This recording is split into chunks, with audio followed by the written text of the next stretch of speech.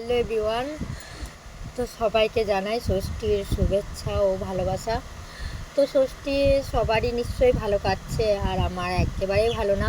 আমার মুখ চোখ দেখে নিশ্চয়ই বুঝতেই পারছো। জাস্ট মাথায় আজকে একটু শ্যাম্পু করলাম, কারণ কালকে আমি সকালবেলায় চান করতে পারবো না, মানে স্নানটা করলেও আমি মাথাতে শ্যাম্পু করতে পারবো না।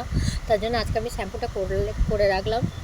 আর কেন পারবো না, কারণ বাবু আছে, আর এমনিতে ছেলেটার এতটা পরিমাণে ঠান্ডা লেগেছে, তারপর আমারও এতটা পরিমাণে ঠান্ডা লেগেছে, মানে বলায়নি, মানে কি বলবো, বলার কোনো ভাষা নেই। আর বাবুর তো প্রচণ্ড শরীর খারাপ, ও আমাকে ছাড়া থাকছে না।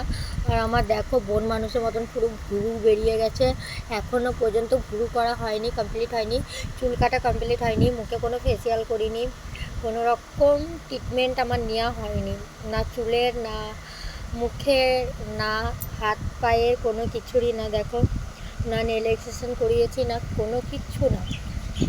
আমি তো জানি না কি হবে। আর বাবু তো আমাকে ছাড়া থাকছেও না, কারণ বাবুকে ছেড়ে তো আমি আর সাজগোজ করতে পারি না।